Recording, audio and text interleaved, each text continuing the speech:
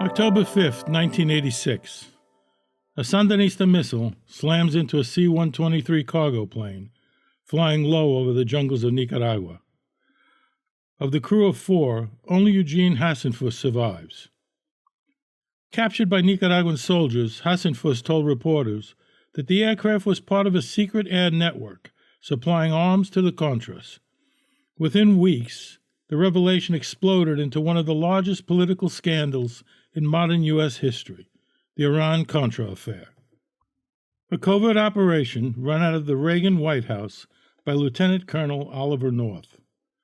Civilian aircraft delivered weapons to the Nicaraguan Contras, secretly funded through illegal U.S. arms sales to Iran. Southern Air Transport was one of the contractors in the Iran-Contra network.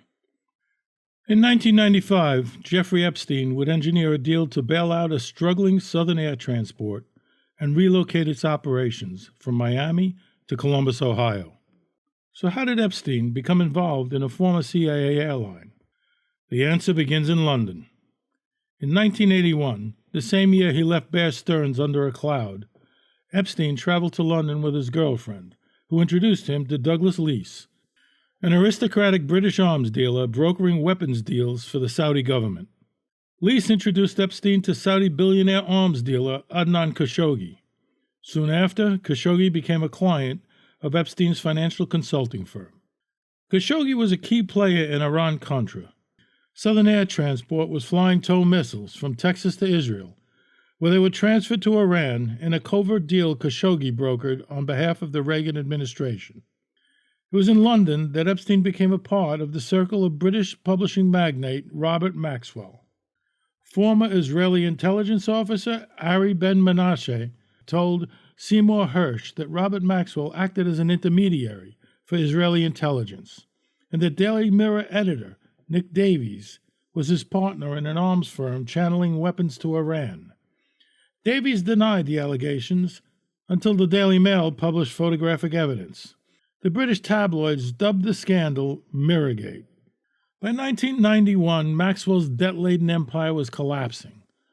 According to Ben-Menashe, Maxwell sought financial help from Israeli intelligence during the crisis and threatened to reveal secrets if it was refused. A few weeks later, Maxwell was found dead in the Atlantic after apparently falling from his yacht, the Lady Ghislaine. Within days, his empire collapsed, exposing one of the largest financial frauds in British history. Maxwell was buried in Jerusalem with Israeli leaders in attendance. At the funeral, former Israeli Prime Ministers Shimon Peres and Yitzhak Rabin stood beside his grave. Prime Minister Yitzhak Shamir offered a remarkable tribute. He has done more for Israel than can today be said. More than 3 decades later, we still do not know what could not be said. Soon after Maxwell's death, his daughter Ghislaine appeared at Jeffrey Epstein's side in New York. Meanwhile, Epstein had met retail billionaire Leslie Wexner in Palm Beach in 1986. Wexner's longtime financial advisor met Epstein once and warned his boss, "I smell a rat. I don't trust him." Wexner fired the advisor and hired Epstein instead. In July 1991, Leslie Wexner handed Jeffrey Epstein full power of attorney over his entire financial empire. The same year, Wexner co-founded the Mega Group with Charles Bronfman, a secretive organization of around 20 of North America's wealthiest Jewish businessmen, described by federal investigators as a vehicle for pro-Israel influence operations with documented contacts with Mossad. Over the years that followed, Epstein used his position to acquire Wexner's New York townhouse and private plane at prices well below market value. Epstein was now in command of a vast fortune, ensconced in a Manhattan mansion with access to elite political and financial circles. By the early 1990s, the Cold War had ended, and the government contracts that had sustained Southern Air Transport for decades were drying up. 2 potential buyers walked away after reviewing the books. Epstein stepped in with a bailout, a relocation to Columbus with tax incentives from the state of Ohio, and a major cargo contract tied to Wexner's retail distribution network. After the relocation, the airline remained under figures drawn from its CIA era. Its owner was a former CIA attorney, and its president, William Langton, had overseen arms flights to Israel during Iran-Contra. In 1996, customs agents discovered cocaine aboard a Southern Air Transport cargo flight from Colombia.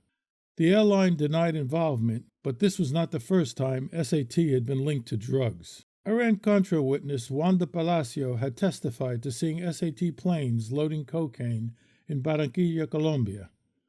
SAT's lawyers sought to discredit her, but the wreckage of the downed C-123 in Nicaragua would later confirm her story. The co-pilot, Wallace Buzz Sawyer's flight logs placed him in Barranquilla in October 1985, the exact time frame Palacio had described. The pilot, William Cooper, was found carrying a Southern Air Transport identification card, and investigators determined the aircraft had been purchased with a check issued by Southern Air Transport, despite being operated under a shell company. A 1982 Memorandum of Understanding between the CIA and the Department of Justice had exempted the agency from reporting drug crimes committed by its non-employee assets. A 1998 CIA Inspector General report would later confirm the agency had worked with contractors and pilots suspected of drug smuggling. Southern Air Transport declared bankruptcy on October 1, 1998, the same day the CIA acknowledged the ties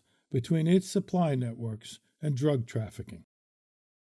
Another Israel-connected billionaire operating in the same shadow economy was commodities trader Mark Rich. He sold Iranian oil to Israel through a secret pipeline during the Arab oil embargo, traded with apartheid South Africa, and maintained commercial contacts with Iran during the hostage crisis. The United States indicted him on charges of tax evasion, sanction violations, and racketeering. Rich fled to Switzerland and remained a fugitive for 17 years. But on his last day in office, President Bill Clinton pardoned Mark Rich.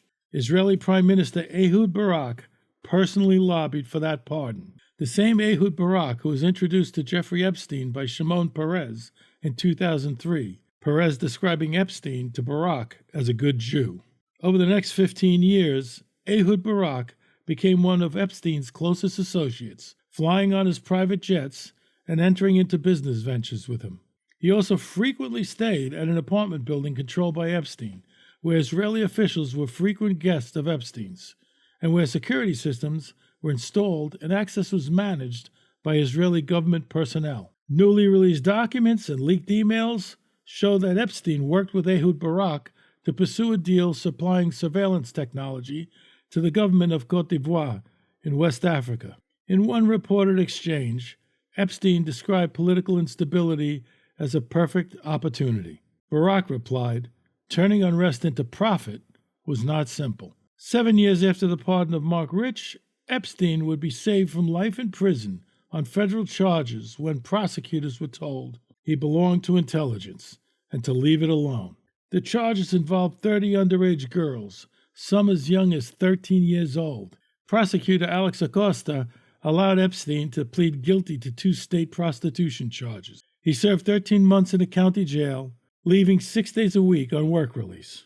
The deal was kept secret from the victims. It granted immunity not just to Epstein, but to all unnamed co-conspirators, shielding an entire network of powerful men from prosecution in a single stroke. The DOJ's own review confirmed that Acosta's supervisors were involved, and that the lead prosecutor, Marie Villafana, was deliberately cut out of the key negotiations. Yet no one was ever required to explain, under oath, who made the decision to stand down. Epstein built the perfect global pedophile kompromat operation, one that could compromise the most powerful figures in the world. He made his fortune in a world where drug trafficking, arms dealing, and selling surveillance systems to police states were a day at the office. In this story, we have more questions than answers because the questions never get asked. But what we can see clearly is that again and again in this story, at key moments, the same actors reappear. Figures connected to Israeli intelligence, powerful Israel-linked billionaires, and Israeli political leadership at the highest level. Thank you for watching. If you'd like to see more content like this, please click the like and subscribe buttons.